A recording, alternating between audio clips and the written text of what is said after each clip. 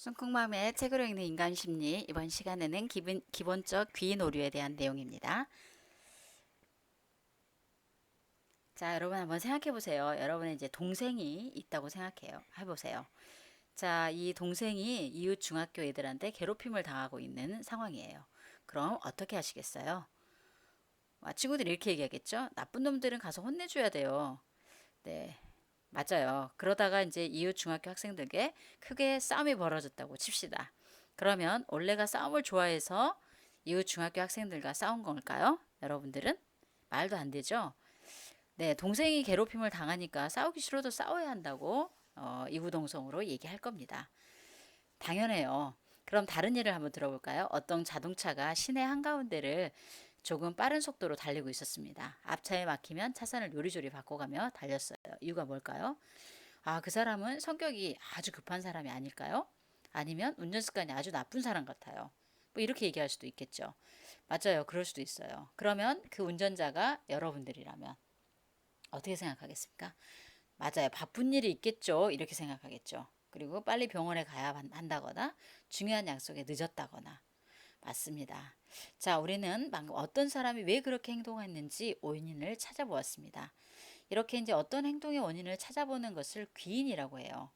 그런데 이제 우리는 귀인을 할 때 다른 사람의 행동 원인을 그 사람의 성격에서 찾으려는 경향들이 있죠. 누군가 운전을 험하게 하면 그 운전자의 성격이 급하기 때문이라고 생각하는 겁니다. 그리고 자신의 행동 원인은 자신이 처한 상황에서 찾으려고 합니다.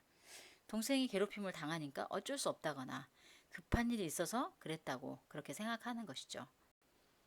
네, 그러니까 이제 다른 사람들은 성격이 못해서 그렇게 한 것이고 나는 어쩔 수 없어서 그렇게 한다는 것이죠. 똑같은 행동을 놓고도 다른 사람이 했느냐 아니면 내가 했느냐에 따라서 행동의 원인을 다른 데서 찾는 거니까 이거를 오류라고 할 수 있습니다. 그런데 이제 사람이라면 누구나 다 이런 오류를 저지르기 때문에 기본적 귀인 오류라고 부릅니다.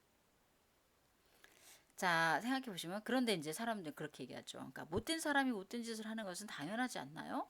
사기꾼이 사기를 치고 도둑님이 도둑질을 하고 뭐 이제 그럴 수도 있습니다. 근데 문제는 아주 평범한 사람이라도 특별한 상황 속에서는 아주 못된 짓을 할 수도 있다는 겁니다. 1971년에 필립 짐바르도라는 미국의 심리학자가 이런 실험을 했습니다. 대학에 가짜 교도소를 만들어 놓고 24명의 남학생들에게 동전을 던지게 해서 두 팀으로 나누었습니다.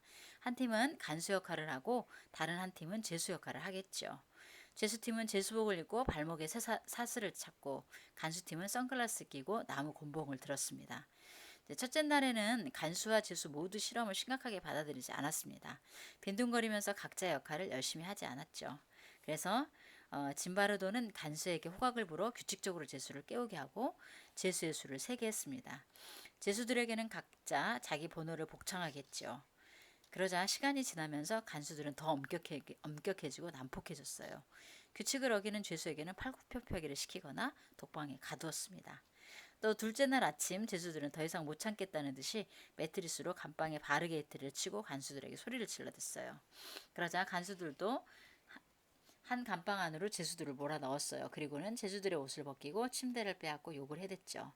말을 잘 듣는 제수들에게는 옷과 침대를 돌려주었어요. 또 더 좋은 음식을 주고 칫솔과 치약도 주었죠.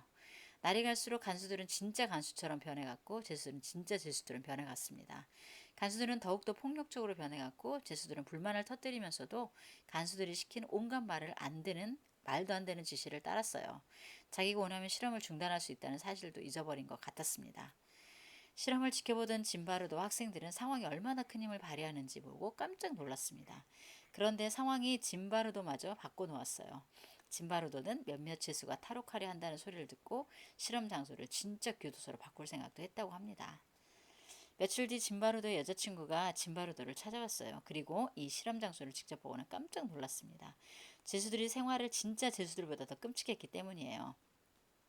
여자친구는 짐바르도에게 실험을 중단해야 한다고 말했고 그제야 짐바르도는 실험이 아주 멀리까지 갔다는 것을 깨달아 실험을 중단했습니다.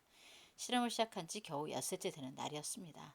죄수들은 기뻐했고 간수들은 불평을 늘어놓았죠.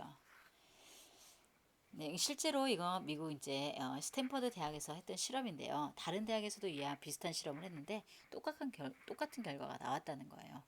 멸정한 사람들이 사악하게 변하는 것을 보고 사람들은 천성보다 환경이 중요하다는 결론을 얻게 되었습니다. 자, 우리는 다른 사람을 너무나 쉽게 판단해요. 그들의 행동에 대해서 너무나 빨리 단정을 내리죠. 그런 행동을 하는 것은 원래 그런 사람이기 때문이라고요. 그러나 우리는 이미 알고 있습니다. 그들이 그렇게 행동하는 것은 대개 그들이 처한 상황 때문이라는 것을요. 그러므로 누군가가 비난받을 짓을 했다면 먼저 그의 주변 상황이나 환경이나 주위 사람들이 그에게 어떤 영향을 미쳤는지를 따져 보십시오. 이거는 이제 잘못을 용서하라는 뜻은 아닙니다. 그들이 잘못을 하기 전에 막을 수 있을지도 모른다는 뜻입니다. 자, 이번 시간에는 기본적 귀놀이에 대해서 살펴봤습니다.